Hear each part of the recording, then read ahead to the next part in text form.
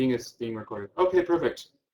So finally, we have reached the end of day one at TOBELTA, and I'm very, very happy to say that I think it's been a pretty successful day. We've had some good sessions starting off with Luke this morning, and then a couple of breakout sessions in both this room and Tesla Toronto room, and the recordings for all of those will be available on the program fairly shortly. And now we have the privilege of having day one end out with Jeremy Harmer. So I think Jeremy needs little introduction, I'm sure. I'm pretty sure everyone here has either heard him speak at a conference, maybe like Toscan this past May, he was with us in Toronto, or you've learned from his methodology books, and perhaps you've heard of the Practice of English Language Teaching from Pearson, which has a new edition come out, and maybe How to Teach English, or maybe the Just Right series. In any case, Jeremy is obviously a well-known author, and I've had the privilege of spending some social time with Jeremy, and I've been at a number of his sessions, both live and online, one of which was IATEFL this past April. And Luke mentioned a little conversation that occurred, and I witnessed this discussion, and I was very pleased that in the end it led to the journey of both of them being here with us at TOBELTA. So without further ado, let's all welcome Jeremy, and the mic's all over to you, Jeremy. Have a great session. Thank you very much, Tyson, and thank you so much for inviting me, all of you. And I had the most wonderful time, as you know, in Toronto a couple of months ago at the TOSCON conference, and that was such a pleasure.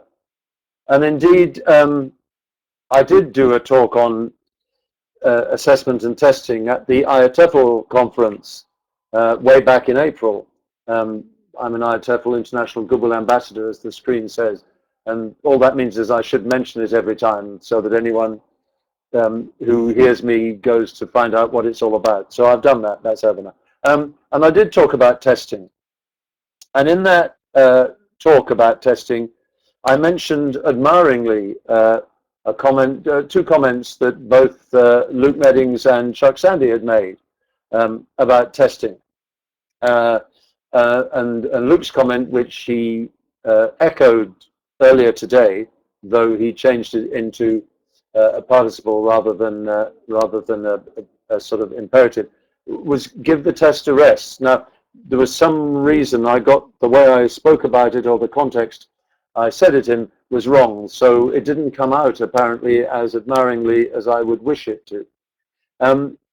But ever since I did that talk in April, I've been thinking quite carefully about testing and what I said and some of the reactions I got. And this talk, in a sense, is if you like, a continuation of that talk back then at IATEFL. So here we go.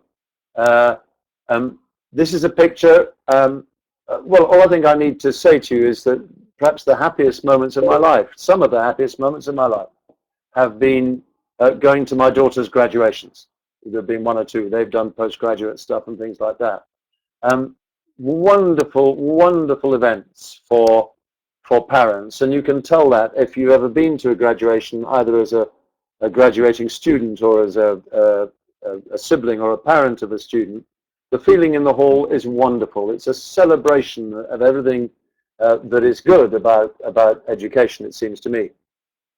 Though, interestingly enough, I didn't go to my own graduation. It was a different time then, and I didn't get a very good degree, and I just thought it was a silly event, and thus deprived my parents of this, my own parents, of this experience.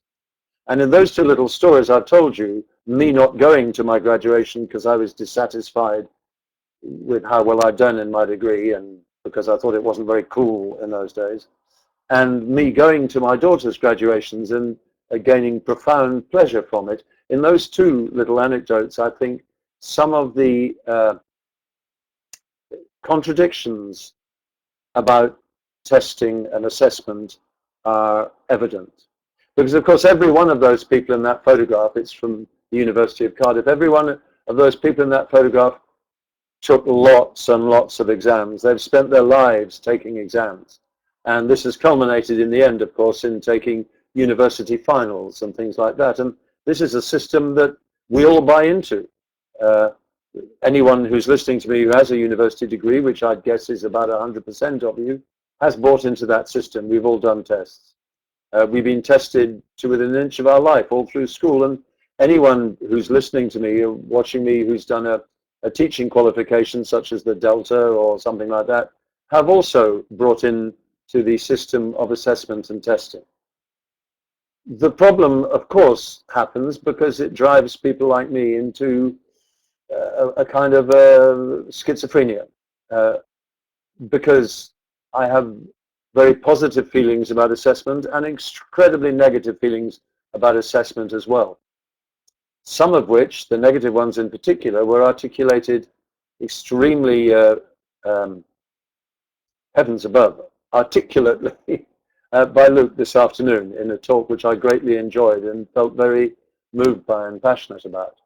So I thought what I'd start by doing is saying what Luke Meddings and I agree about. Now, if you weren't at Luke's talk this afternoon, I'll quickly give you my version of what I think he said. But I would want to say to him and anyone who was there that you can get things wrong when you listen, and I hope I report him accurately. Here's one of the things that we agree about, and it's this. The way in which testing, the test empire has been created. And he movingly and very amusingly compared this to the books of Asterix, those wonderful French cartoon books, the little Gauls fighting against the Roman Empire. And it's certainly true that what has happened to testing in my lifetime is that it has become phenomenally big business. And not just big business, but it's involved in politics and the state and state education. And this is just an article I pulled from the HuffPost. And I think it's very interesting. The headline says, Pearson takes big hit in continuing war over Common Core. Wow, that's language to use about education. Big hit, continuing war, but there is a war going on. And it is the commodification of education and the selling it. And so Luke and I are entirely in agreement about the danger of, and he quoted Bill Gates here, of marrying a syllabus to an exam, putting them together, and then selling them via a political system to kind of, as it were, entrap everyone who's involved. And that preoccupies me hugely. We agree also, I think quite profoundly, about not just the commodification of education itself, but the commodification of language itself. So that, for example, what you see in front of you now is something which many of you are completely familiar with, which is the Common European Framework. But the Common European Framework is a list of things. And once you have a list of things, you can test the things. And Luke went on to mention something which is even more thing-y, which is the Global Scale of English from Pearson. And what they've done is they've said the Common Core doesn't describe the thing, language, in enough detail. We want to describe it in more detail. So instead of 6 levels that you can see there, they've now got 90 levels to describe language, to break language down into tiny little bits. And then the moment you've broken language down into tiny little bits, you can, of course, teach those tiny little bits. And once you've taught those tiny little bits, you can then test whether someone can use those tiny little bits. And this is something that I heard Luke being very preoccupied about earlier this afternoon. And I'm completely in agreement with that. It reaches its apogee, if you like, in the whole adaptive learning movement. What you can see in front of you on the screen is a screenshot of an incredible blog by someone that many of you know called Philip Kerr, in which he takes a critical eye, he casts a critical eye over the whole adaptive learning environment. If by any chance you don't know what adaptive learning is all about, let me just say that the idea of adaptive learning is that you individually can hook up to a computer and learn a language on your computer screen. And the beauty of adaptive learning is that this is what is claimed for adaptive learning, is that the computer can actually respond to the way you learn better, more effectively, more reliably than any teacher ever could. That's the claim. It says, for example, adaptive learning enthusiasts say, for example, that whereas teachers sort of make mistakes about what they hear and the way they feel about it, the computer doesn't. And what adaptive learning does is it says, you've done this, and you did that, we've measured that, we've instantly measured it, and now we are going to decide what to do with you on the basis of what you've just done. So the idea is, and you have to, how can I say, sort of upend your thinking. The idea is that it's even more personalized than working with a teacher. That's the claim. It's very personal. I could spend hours discussing what I think is wrong with that claim, but it's quite a powerful one. Because what they say is the computer notices, and it's not a person, it's not humanly fallible, it's a machine. The computer notices exactly what you're doing, how fast you're going, how slow you're doing, and all that kind of thing. And it responds to that really efficiently. As I said, perhaps better than a teacher might. That's the claim. But the reason that I'm talking about it in the context of what Luke said earlier on this afternoon is that, and Philip Kerr in his blog brings this beautifully to our attention, is the way they do it is to break language down into tiny little bite-sized bits. And everything is then measured in bite-sized bits, because that's what computers do. They measure things one or two. They measure things in bits. And the moment you measure things in bits, the very core of language, the fact that language is used to do things, that language is interactive, that language is a form of communication, gets lost in this commodification of the language itself. So, and so there is much that Luke and I agree about. Indeed, we agree about significantly more than we might have a slight different nuance of view about. But there are one or two things that I wasn't quite so, oh, here's something else we probably agree about. When I did my talk in ITEFL in April, I told the story of how I, in rather comical situations, I took a grade 1 music exam. And the point I was making when I told this story, and I got this certificate, as you can see, and it was a very easy exam, by the way, and everyone else who studied for this exam got the same certificate, so there's nothing particularly special about this. But the point I was making is that in order to prepare for this exam, the very bottomest grade there is in the music exam business, I practiced like a lunatic. I was intensely and immensely motivated by the fact that an exam was coming along, and it really focused my mind and made me work like crazy. And the only reason for telling this anecdote is, of course, to make the point that I think we are all aware of, that in the right circumstances, preparing for an exam is incredibly motivating. And I think we'd agree about that too. We might not agree quite so much about one of the comments that Luke made, in which he, I understand the reason for this, in which he talked about people using shock tactics to defend assessment and testing.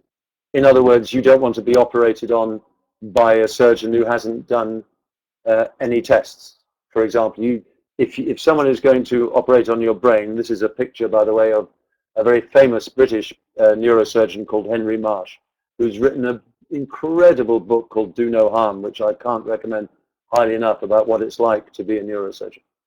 If he was operating on my brain, I said in my talk in April, I would very much want him to have passed a significant number, I guess, of tests that the medical profession deems necessary for someone to reach the kind of competence that you need for this most important of tasks. And I don't think that's very shocking. It seems to me to be self-evident that this is the case. However, it's worth pointing out that surgeons don't get to be great brain surgeons just by taking exams. They also get it by a profound procedure of mentoring in which they work side by side with colleagues. And the first time they perform a procedure, having watched it many, many times done by other surgeons, they're guided and mentored by someone else who's also in the room. So I don't think it's so much shock tactics to say that part of the process of becoming Henry Marsh, in my view, is exams. And I would say the same. I showed this picture in April of a teacher we filmed a few months ago called ML, working with primary kids in Ankara in Turkey. And I made the point, and I'm happy to reiterate it again, that if I was the parent of one of those kids in her class, I would like to know that she had been evaluated in some way, that there were other people who were able to evaluate her suitability or appropriacy for the job. I've just seen that the medical community deems necessary. What is really necessary for kids and teens? We'll come on to that hopefully in a minute if I have time, Natalia. Okay, and then, but I also made this point, and again, Luke referred to pilots. And here we sort of converge a little bit as well. I really want my pilot, when I fly, to have passed all the tests that the aviation industry, and Natalia, I'll repeat what I said, deems necessary. I want them to have been rigorously trained and to have taken all sorts of simulator evaluations and assessments and so on, because I'll feel safe if they've done that. But as I said in April, however, the shocking events that took place in Europe in, I guess it was March this year, when a pilot apparently deliberately ran a plane into the ground, show, of course, that testing doesn't give the whole answer to anything. It's a stage along the way. So I would politely disagree with the idea that suggesting that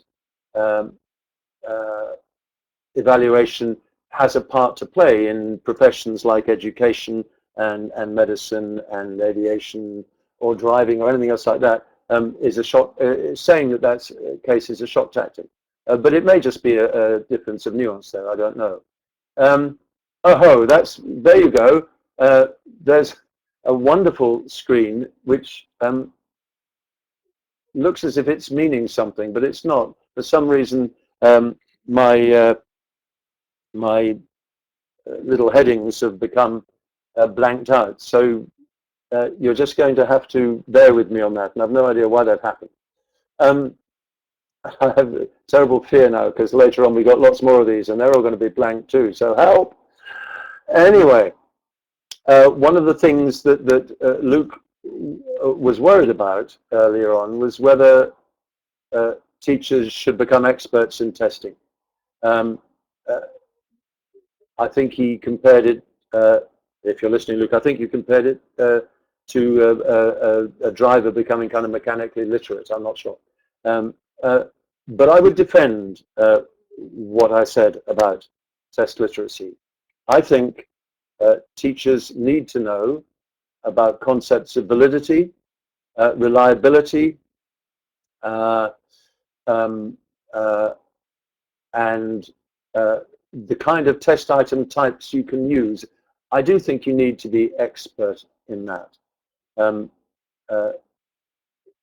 Luke was saying this afternoon that it's just one thing you need to be expert at. It's like saying you need to be expert in whole child education and things like that. Well, if you're teaching children, you probably do. But I understand the point that's being made. But as I hope I'll show later on, I do believe that teachers need to be test literate. And it's because testing is so entrenched in our profession that I believe that. My word, this isn't going very well, is it? It looks like a rather balmy game of Tetris, doesn't it? Let's see what happens next.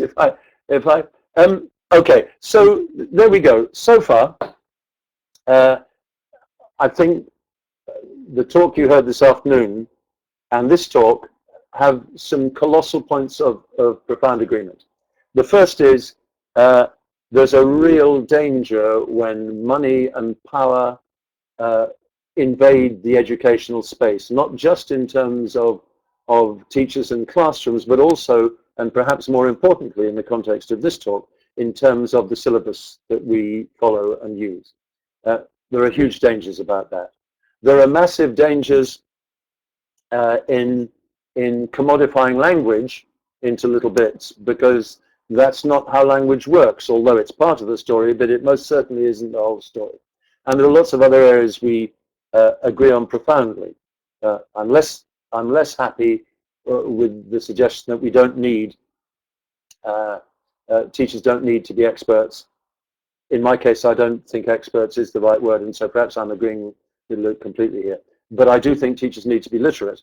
And I think it's perfectly reasonable to draw parallels between what we do, because I believe teaching is a profession, and what other professions do in terms of evaluating what we do. But anyway, that's gosh, that was a long introduction. It took 21 minutes to be precise. So here we go. Before we go any further, let's be quite clear about the differences between various types of assessment. This is a couple of pictures I took in a presentation at the LABSI conference in Montevideo in July this year. There's a man called Graham Henderson talking about testing. He's from Cambridge Assessment, ironically, and I rather love this image he used of what formative assessment is. In other words, here are a couple of chefs who've been working like mad to prepare the best dish, and before they send it out, if you like, to their customers, who are the kind of evaluating machine, I guess you'd say, they try it themselves and they evaluate it themselves, so if necessary they can make it better and things like that. And I rather love that expression.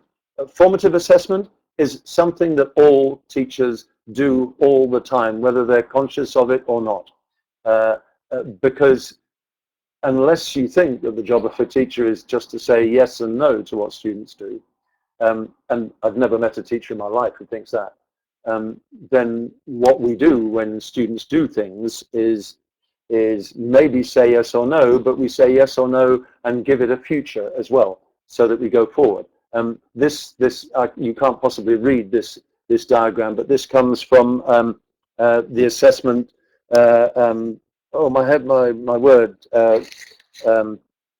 The Assessment Reform Group, which is a UK-based group which works on reforming assessment, and they produced this very complicated diagram to explain what assessment for learning means. And what assessment for learning basically means is when students do things, evaluations are made to help them do things better in the future. And they've drawn up a kind of, if you like, a manifesto to explain what assessment for learning means. They say that to be able to evaluate what students do, assess what they do, in order to be able to give them help for the future, is, as you can see, part of effective planning of teaching and learning, where both teachers and students can measure progress towards learning goals. Everyone wants to know how well they're doing. The assessment for learning focuses on how students learn. It's a key professional skill, they say, and it has to be sensitive and constructive, because any assessment has an emotional impact. Doing well or badly can have a profound effect on test takers.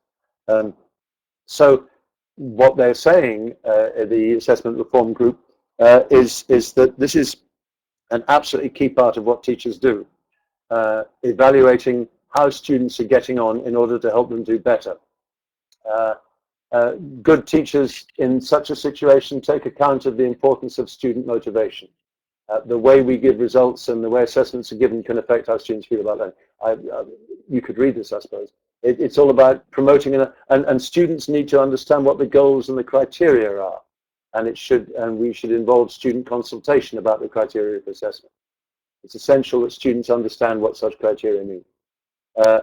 The whole point of assessment for learning is to help students know how to improve and to develop their capacity for self-assessment, so that they become reflective, etc., etc. So in other words, this isn't news to anyone who's at this webinar, I guess. But the moment we talk about assessment, if we talk about formative assessment, we're talking about something entirely positive. I was going to say benign, but that makes it sound very passive. Entirely positive, something I think that all teachers do all the time, consciously or unconsciously, and it's terribly important, as the reform group suggests. This is also very obvious, and yes, thank you very much, Sherry, for putting up the link there. This is also fairly obvious, but the sort of tests that teachers are involved in, well, and students, but in terms of what we do, and this talk is asking to consider whether we should love or hate tests, but the sort of tests that we are involved in a big way are placement tests. I suspect that everyone at this webinar has administered a placement test, helped to place students and things like that. And we use those to try and decide what's best for students. So in a sense, they're a kind of AFL, a kind of assessment for learning thing. They are diagnostic in nature, and the whole point of them is so that we can help students better. Most teachers, I guess, design, take part in, administer, work on progress and achievement tests at some stage of their careers. Does it matter the difference? Well, I guess it does. A progress test is, for me, has a more formative kind of sense than an achievement test in many senses, because the point of a progress test is to see how things are going in order to decide what to do next, and the point of an achievement test is more of a snapshot, it seems to me, to decide what has been achieved. Though, of course, any test in the world can have a profoundly formative function if it's used in the right way. We prepare students for proficiency tests, which are snapshot tests, and we do that all the time. And some of them are ones which are administered by the place we work in. Some of them are public, and yes, money-producing tests like Pearson tests, Cambridge tests, all those kind of things. And some of them are government tests, state education systems using tests all the time. Now, the reason that it seems to me teachers need to be considerably literate about how tests work is twofold. The first is to be able to understand what those proficiency tests, which are often the high stakes testing that we talk about, the first reason that you need to be considerably literate about tests is that if you don't know how the test works, and if you can't explain to students how the test works on the basis on which it's built and constructed, then it's very difficult to help students get there and understand how to deal with it. I understand entirely the point that Divya was making in her talk earlier this afternoon, and I can't quote the words. I tried to write them down, but that's the trouble about trying to write down. By the time she'd said them, the words had gone, and then I wrote them down wrong. Help! But they are tests. Proficiency tests do disempower teachers and to some extent disempower students, because there can be no kind of negotiated emerging learning taking place, which is, I think, the point of her session. But nevertheless, if students understand how the tests work, which involves the teachers understanding how the tests work, but really understanding how the tests work, then they've got a chance of understanding how they themselves can prepare for it, and so on. This is the second reason why I think teachers should be significantly literate. See, I'm trying to get nearer expertise, but I don't think I'm going to get there quite. And that is, of course, that if we ourselves provide any kind of evaluation for our students, then we need to know how to do it well, fairly, justly and appropriately. And that does involve understanding what content validity is all about, what content validity is all about, construct validity. These terms are, of course, beloved of the seriously test experts, but they are profound concepts. And if you want to genuinely give a progress test which will evaluate your students' progress, then you probably need to know what those profound concepts are in order to do it really well. And I'd go further. I'd say that students probably need to have some kind of literacy in this regard as well, so that if we have a chance, we may very well be able later to get the students writing or deciding what kind of evaluative measures they want to use or want to have used on them. And finally, portfolio assessment. Well, I would argue quite strongly, but it's not going to help in any high-stakes testing world at the moment, that the best kind of evaluation of student learning in almost any discipline is a mix of snapshot evaluation and portfolio evaluation, where we get a chance to see the evolution of a student's development. And not only that, they get a chance of deciding for themselves how well they think they've done and what the best ways there are to demonstrate that. Anyway, to go on, and forgive me if you came to my talk in IATEFL, here's a little bit of repetition. Here are more areas where I have no doubt, well, no, that's unfair, I have doubt, but I'm pretty certain that Luke and I in particular wouldn't disagree. And that is one of the problems of high-stakes standardized testing is that, well, this is Noam Chomsky talking about it, and of course, high-stakes tests and the big business of state education and the empire, the dark star of testing, is that all these results are used not just to grade students, but they're also used, especially in the US, and Luke was quite right to point out that a lot of what happens starts there. These standardized tests are often used to evaluate teachers' performance as well, and must be something profoundly wrong with that.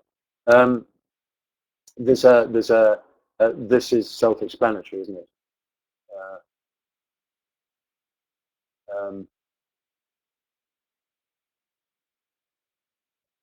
I could go on. Then again in April, I'll run through this very quickly. Philip Pullman, a great writer, British writer, of three of the most profound books for 11 and 12-year-olds I've ever read.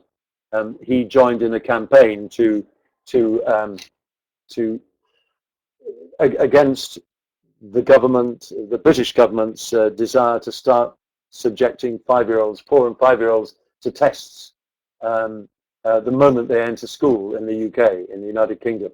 And he, oh my word, you see there it's happened again. What happened there? Let's try another one. Oh yes. That's fun. I'll just make the point. Basically, the government of this country, my country, I mean, wants to test kids when they're 4 or 5 years old. And it claims that this is the only way that you can then measure the progress of children as they go through the system. Because if you test them when they get there, then you can benchmark all the kids, and then you can keep testing them lots and lots and see how well they're doing. Jeremy, can I just interrupt? Yeah. Hiya. We've converted your slides to a PDF, so we can re-upload them if it's going to be a trouble for you. Well, let's see what happens if there's something. Oh, that's all right, isn't it? Wow. The weird thing about doing a webinar, when I've done webinars before, is you sit here and you just hear the sound of your own voice, and it's a mixed blessing. I don't know how anybody else feels about it. Well, but do you want us to re-upload the PDFs and take a small Q&A break while we do that? let's just keep going and see, and I'll try and rush through, and then because I want to leave time if anyone to sort of come back at me and talk if they want. But basically, the opponents of this say it's crazy. The people who support the test say that it'll provide teachers with an important insight into children as they go through school. The opponents, of course, say that the whole point, when children enter any kind of education system at the age of 4, they should be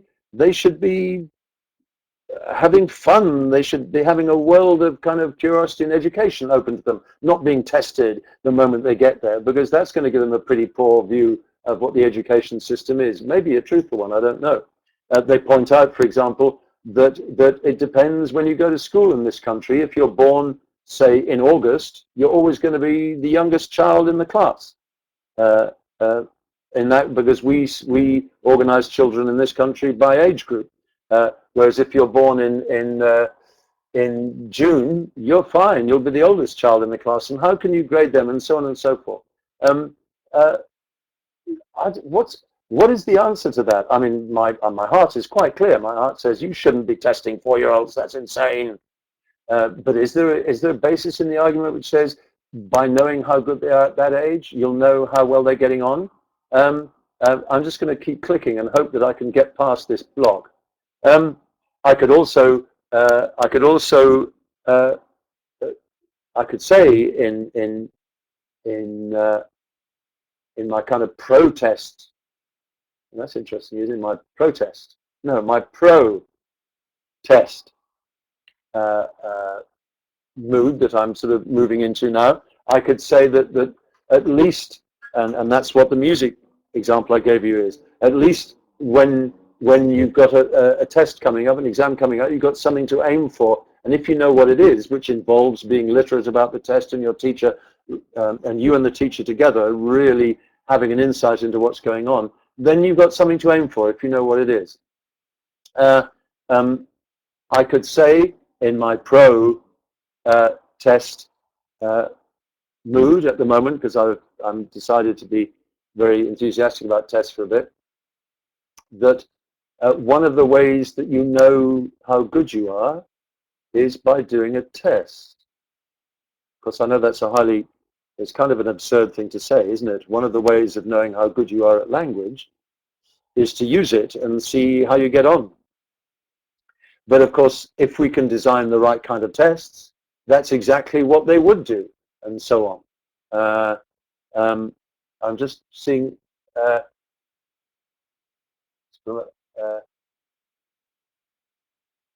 I'm trying to read what you're saying, Luke, and I can't. I can't read it too much, but I think I understand. And again, this is an area in which we have considerable agreement. That the problem about imposing tests from a government perspective is it entirely creates the expectations and the frame within which people see education. So that in many countries around the world, certainly in some Asian countries, but many others as well, the many teachers I know who have the most creative and interesting ideas about what they want to do in the classroom find themselves constantly frustrated by a testing system which is still in the dark ages and is almost like a millstone around their neck, and we won't have a chance to talk about washback effects here. I don't quite know why, but something that I said back in April is that some tests are getting better. They are getting better against a government test, for example, which has endless multiple choice tests. You might find yourself looking at tests like this, which actually asks students to use language in what is a perfectly, as far as I can see, reasonable task, because it's exactly the same kind of thing as you would do in conversation. And if you can administer this in a way that is reliable and fair, I can't see anything wrong with that. And it's a significant improvement on some of the tests that I was brought up with when I started teaching. Just looking at a test for children is significantly more interesting than they used to be. So, and here I'm going to have to rely on my memory here because I don't have time to load up what I had, or do I? But I think what teachers can do about testing is, the second of those bullet points is to get inside the test. To get inside the test. Um, by which I mean being very literate about what's going on and really understanding what's happening. Um, uh, and the next thing teachers can do, and this is part of test literacy, is to learn how to make tests better, to become as literate as possible about the design of tests and to try and form an opinion about what makes a good test and what makes a bad test. To try and form an opinion about, and that's why concepts like validity and reliability and so on are so important.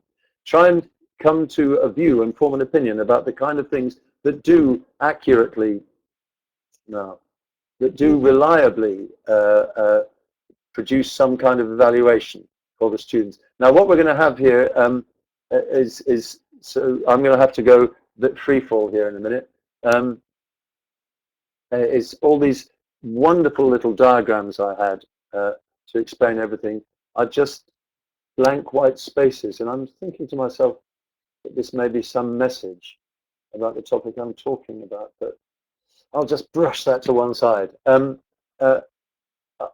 I think something that I heard Luke say in a passing comment this afternoon is something, again, that I think we would agree profoundly, that there are all sorts of things you can do in a class that is preparing for a test, which can make it enjoyable and creative and fun. In other words, even if the test you're looking at has whole chunks of multiple choice in it, there are all sorts of wonderful things you can do to make that preparation enjoyable. You can, for example, have competitions. You can have team competitions. You can put little things on cards, and students have to complete a card before they can go to the next one.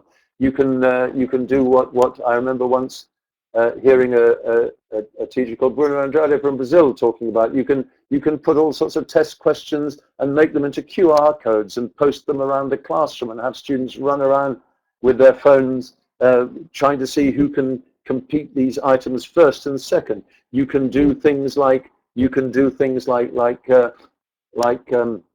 having a whole range of different exercises, and you can put them in the sorting hat.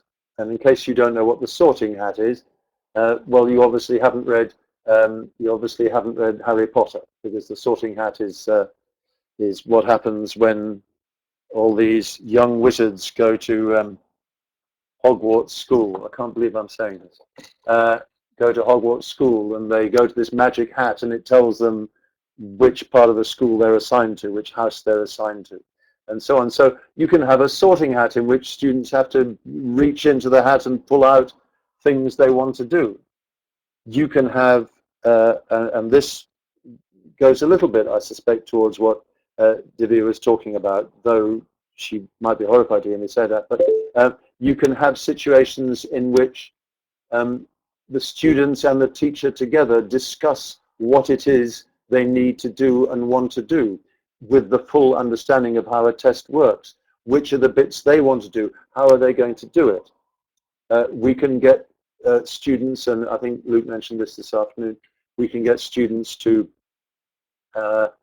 create their own test items, to write their own test items. How would they test the knowledge that they're being asked that they're going to be evaluated on? What would they do? It reminds me of my favorite article ever from English Teaching Professional, which was by Leslie Painter Farrell, a colleague of mine at the New School. And briefly, and some of you may have heard me talk about this before, she got to a situation where neither she nor the students enjoyed doing homework, and half of the students didn't do it, and she hated marking it and everything. And her solution was to go to the students and say, this is nonsense. No one's enjoying this and it's not working, but I want you to do homework. Why don't you tell me what homework you'd like to do? And you can do anything you want, provided that you can persuade me it will help you to improve your English.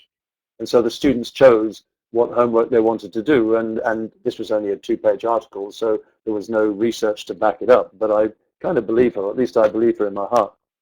She said the result of the students choosing what they wanted to do in consultation with her was that they did it con mucho entusiasmo. They did it enthusiastically, and more to the point, perhaps. Um, she marked their homework, or she commented on it, whatever you want to say, with considerably more enthusiasm than she had done in the past. And I would apply the same principle to, if you like, preparing students for tests. Get them to suggest ways in which they want to prepare for tests. Get them to design tests and write tests and see what happens. This is significantly, I was going to say old, I don't mean old, but this is from a wonderful book called Writing by Tricia Hedge. I think there's a second edition came out in about 2010 or something like that, I'm not quite sure. Uh, uh, uh, am I still around? Somebody said I've disappeared. This is just a really nice thing. This isn't about testing specifically, but it's the same kind of metaphorical territory we're in, and I hope you can read it there. But she gets the students to make a list about what they think is important and what should be graded and evaluated when they write compositions. And you can see from this diagram here, what's the most important in compositions. Put these things in the order of importance, and the students themselves have some say here in how their compositions are going to be evaluated. Now, clearly, this is done, and again, Divya was talking about this afternoon. This is done in consultation with a teacher, because we have some understanding of what's going on after all. So I think what I'm saying is that one of the ways of making the whole testing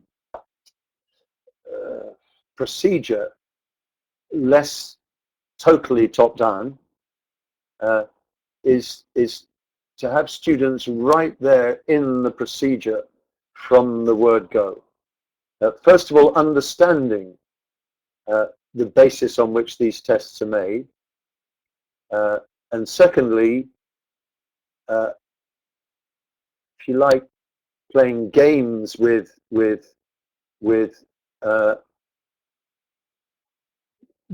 stuff of test preparation, and good teachers, I guess, have always done that. But all these ideas of making it fun and charging around and because if the test is there and it has to be taken, the best thing we can possibly do for teachers is to humanize it and to studentize it if we can, and getting students to write and design their own tests is a great way of doing it. Getting students to come up with their own views of what they think is important is a great way of doing it. Oh, look, that's interesting. So you've got quite a few blank white squares and 2 green ones. I have no idea what that means, but it's there. Let's keep going. Oh, look. I was very taken, by the way, from some of your colleagues here by Kevin Stein's idea, which I really liked it seemed to me to exemplify this idea of getting students really burrowed into the process instead of just being, is this your word, Divya? Instead of just being consumers, being actual participants in what's going on. And that was the idea where students could prepare revision cards for the things they thought they were going to be tested on. And then they if I understand it correctly, they then take the test, and then their scores are added up, and then they take the test again. Only this time they are allowed to use their revision cards and take them in to do the test, and then they compare the two things and see how they are. And this discussion with students is part of the procedure, it seems to me. But there are two last things I want to say, and then hopefully there'll be time for a bit of chat. The first is, and forgive me, my brain's gone on hold because I had the great good fortune to hear Luke Meddings talk about this in Belter in God knows when. I'm losing track of time. But the idea of 50, and please help me out if you're there, Luke. 50, how does it go then?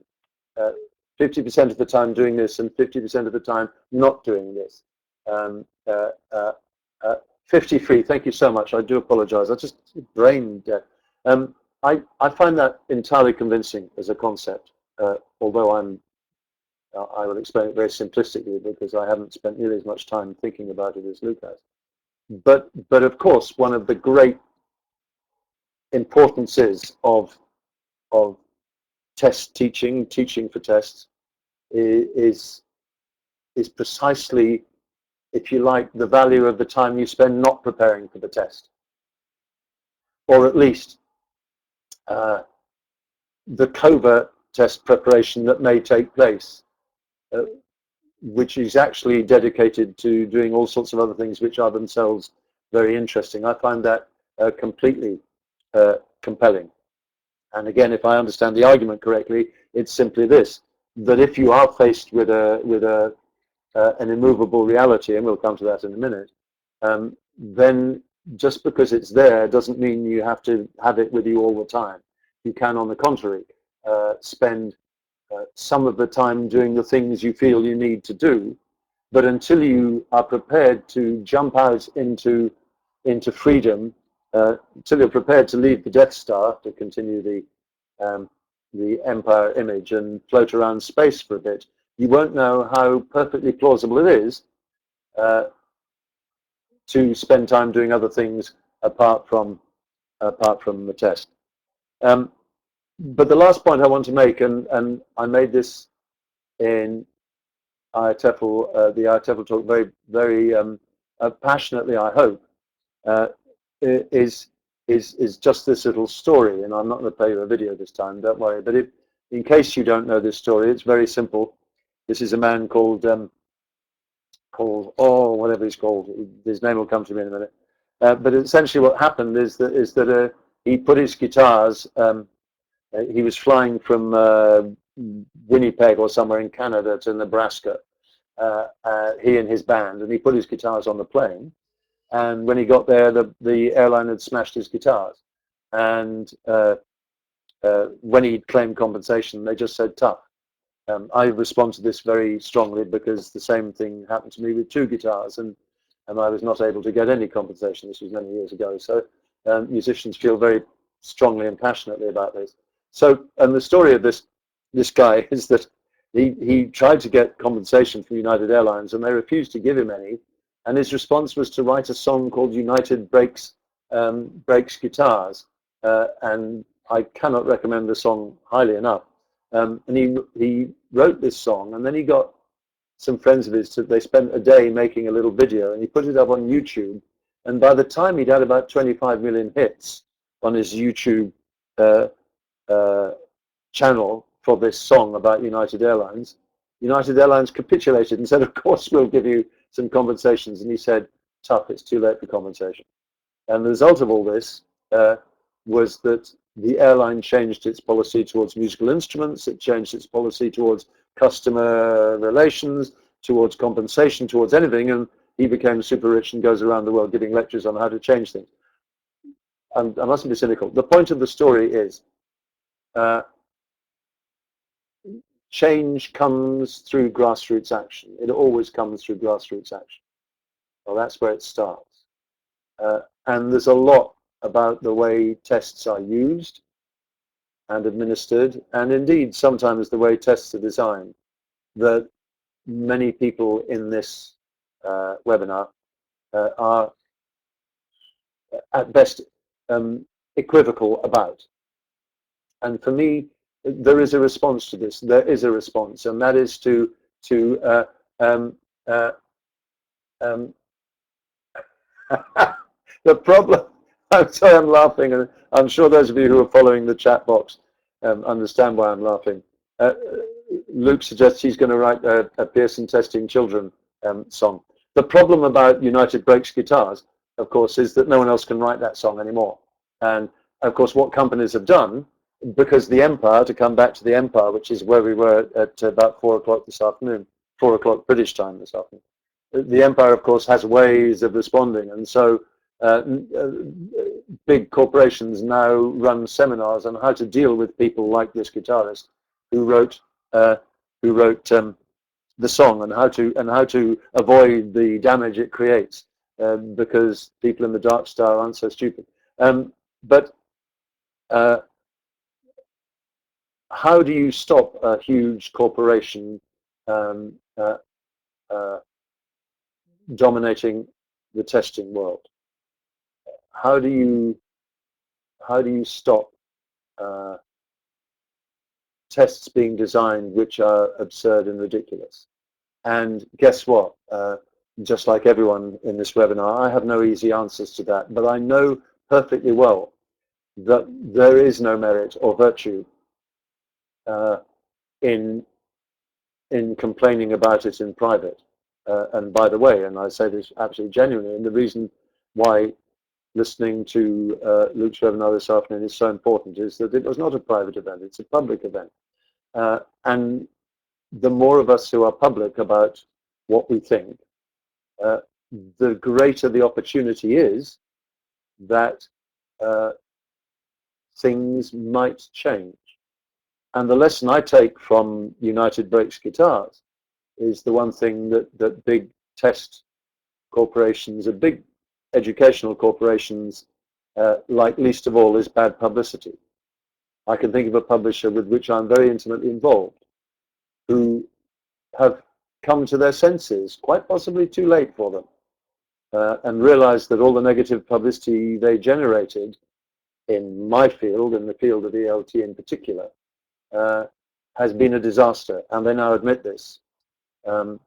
So, to conclude, I think I'm like everyone else in the world of English language teaching or any other world. I'm completely schizophrenic about tests. I think they can have a really powerful, they can be a great influence for the good. I think they're only an influence for the good when teachers understand how they work and how to create evaluative procedures, instruments, tests, which do the job they're designed to do. And I mean that from the smallest kind of test to the biggest. I think that there are all sorts of ways that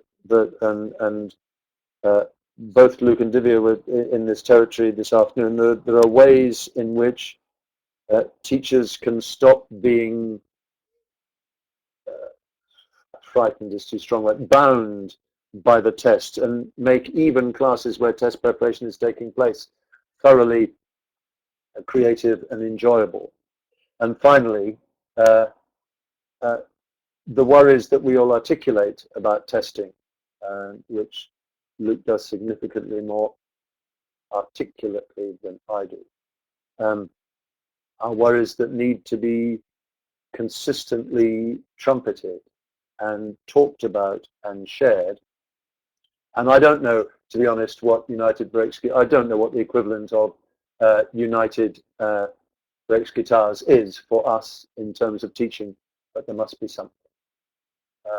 So there we are. I've listened to myself for 60 minutes now. Well, it's 59 minutes and about 40 seconds, to be honest, but I think that's probably enough. And thank you very much for listening to me. Excellent. Thank you very much, Jeremy. Thanks. And it was a nice spirited talk, and you know, on a less experienced speaker, the slide issue would rattle them. But I think you handled it pretty well. It certainly rattled me, but you just put on the mask. We've got a little bit of time for a few questions if anybody has one, so you can put it in the chat box if you haven't already had a chance to get your question answered.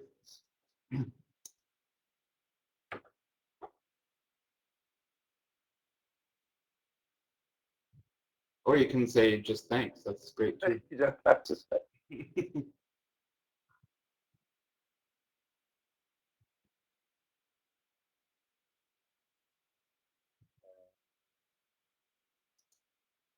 Thank you, Nahir. Thank you, Cecilia. Thank you. Thank you, Cecilia. Thank you, Cecilia. Thank you. That's how it, yes, it was a test.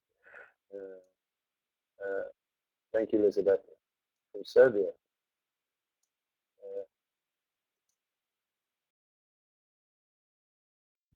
Yes, Claudia. Sherry, thanks for coming along from Calgary. Yes, Jennifer, I couldn't agree with you more.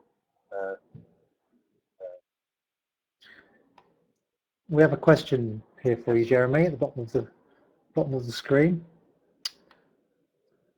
Let me, if I can bring it up. Yes, please. Struggling to see the whole thing at the moment. What? It's a question from Nick Bilborough. Oh, hi, Nick. Yes. For some reason, I can't see the whole question, which I'm not sure why. If you just click on it, you can actually see it. I'll read it out. Yeah, It go says, on. "Hi, Jeremy, in many parts of the world, such as here in Palestine, the test which really matters, in that it opens doors to further education and better employment prospects, is mainly based on rote memorization and is purely accuracy focused. In such contexts, are we doing learners a disservice by teaching language as a tool for communication?" Well, thanks for that question, Nick. I wish you hadn't asked it. But I mean, that goes to the heart of everything that both Luke talked about this afternoon and I talked about later on for me this evening. I think we do. If students are being tested like that and their very future depends on it, we cannot ignore that at all. It's just not possible to ignore that. What we have to do is give them the best possible opportunity they will have, to get whatever qualification they need to go into higher education, for example. It's an issue in Palestine, it's an issue in countries all over the world. So if you were to insist upon your, I don't mean you, Nick, obviously, but if one was to insist on one's pedagogical principles in that situation, to such an extent that you actually didn't necessarily help the students to get this qualification, then yes, you'd be doing them a disservice. The question in that situation, it's so easy to say this sitting in my comfortable chair in my flat in Cambridge in the UK, the question has to be, is there any middle ground, or I think Luke Eddings called it the space, separate space, a learning space.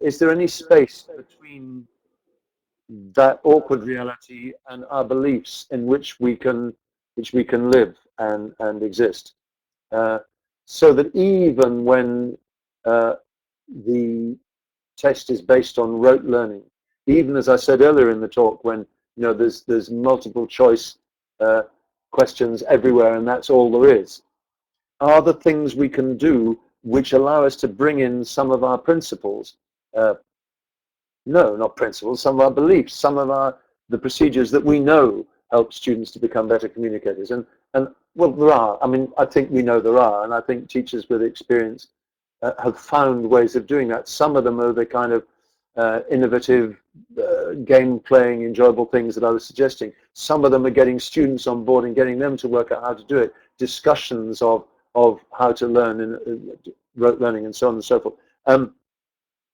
I think the more I think about it, and it may very well be that for Luke's book on 53 will be entirely addressing this issue. I very much hope so, because I look forward to reading it. That's a huge discussion in itself, and one that I would love to have with you, with us.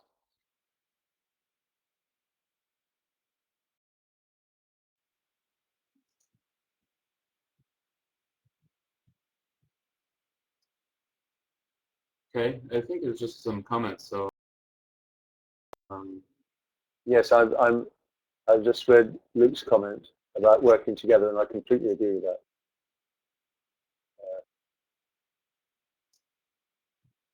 well, I think maybe in the interest of time, we'll probably wrap up. And anybody who wants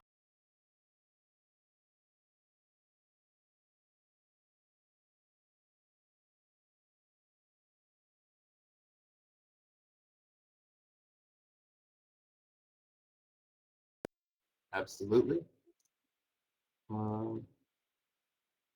Otherwise, I think we're pretty much going to wrap up for the day. So again, thanks so much, Jeremy, for ending off our day, and to all of the other speakers from today, starting off with Luke and going all the way through the day and spending Friday with us. Hopefully, you'll spend some of tomorrow with us as well. James? Yeah, absolutely. It's been a fantastic day. Thank you, Jeremy. It's a great way to wrap up. And yeah, and tomorrow we've got more great presentations to come, as you can see on the slide there. And so we hope to see you tomorrow as well. Make sure you tweet and congratulations to all of you for organising this. Fantastic. Many congratulations. See you later. See you later. Okay, have a nice day. Okay, see you tomorrow, everyone. Thanks for today.